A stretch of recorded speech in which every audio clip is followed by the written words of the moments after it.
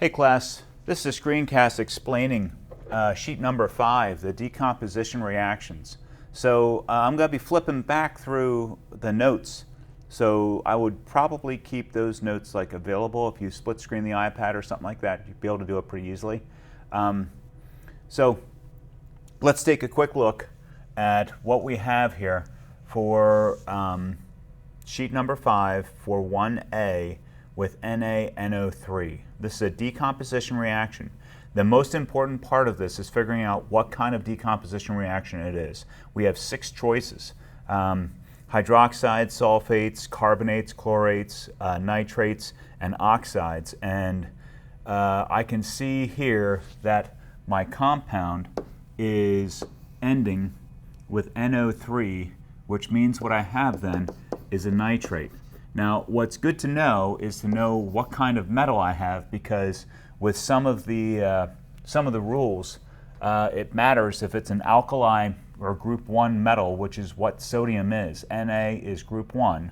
So let's check to see what a group 1 metal does for a nitrate. So I flip back here till I get the nitrates. Nitrates, the nitrate of an alkali metal, that's sodium, that applies to what we have, on heating to yield nitrite and oxygen.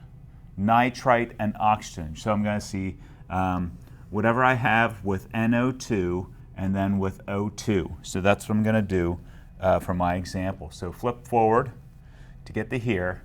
And so what I get is I get my metal nitrite plus oxygen. That's what it says for an alkali metal.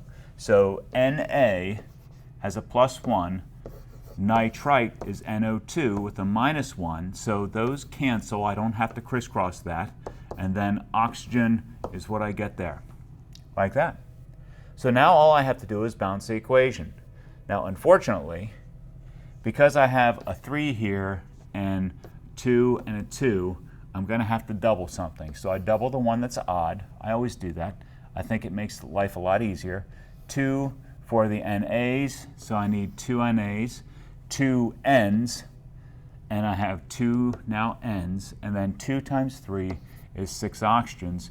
2 times 2 is 4 oxygens, plus another 2 equals 6. So actually putting the 2 in front of the NaNO3 and a 2 in front of the NaNO2 is all you have to do to balance that equation. Let's get rid of that so we can move on to the next one. Let's do another one. Okay, let's take a look at, why don't we do, let's just do letter B and see how that works. So I have calcium here and carbonate. So what's the rule for carbonates? Okay, let's see if carbonates decompose and how they decompose.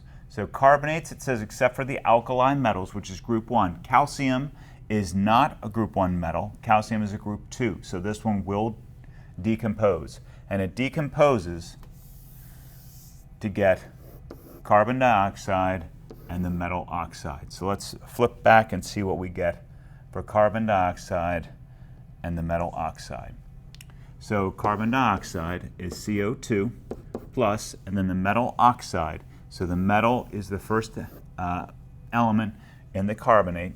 So calcium has a +2, oxygen has a -2. And because they're +2 and -2, there is no crisscross with that. So that's it. That's all I have to do. I have 1 Ca, 1 Ca, 1 carbon, 3 oxygens. 2 plus 1 equals 3 oxygens. So this is already balanced. So I have everything's done with this now. There we go. Let's take a look at some examples of when you have the words. So the first thing I do for the words is I write down the symbols and charges to get a formula on the left-hand side.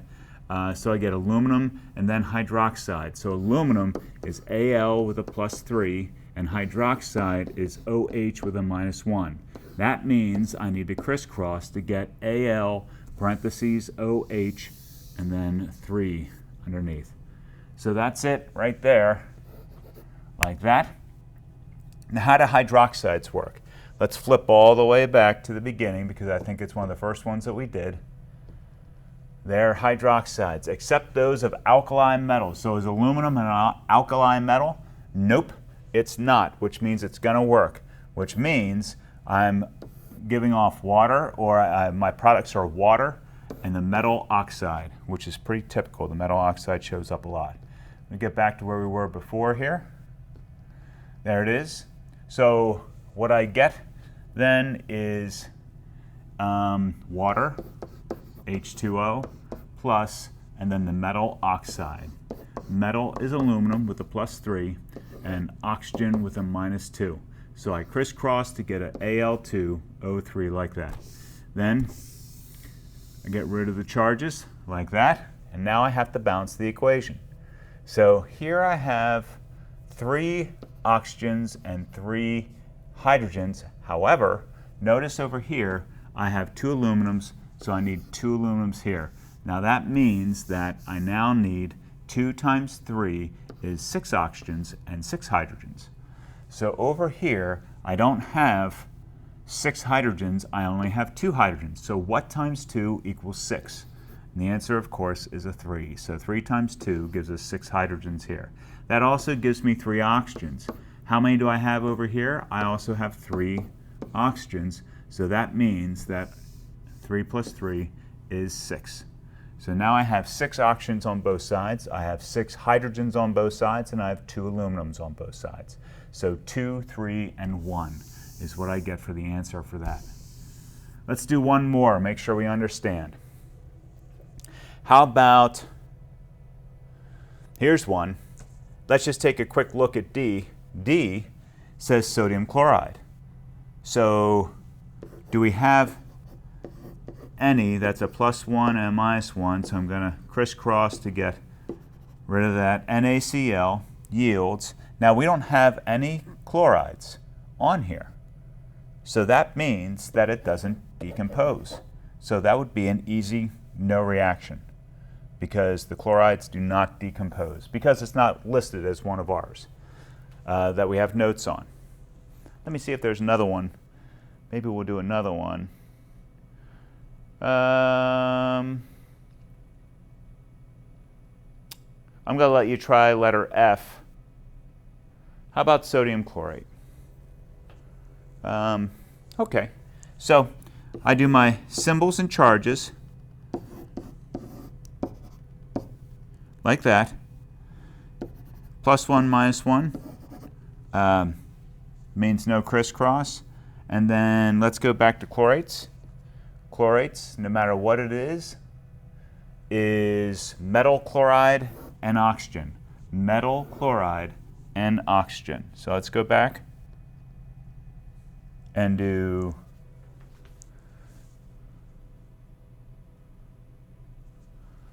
metal chloride, which means Na with +1, chloride -1, plus oxygen, like that. And then 3 and 2 means I put a 3 here and a 2 here to get 2 sodiums, 2 chlorines, and 6 oxygens.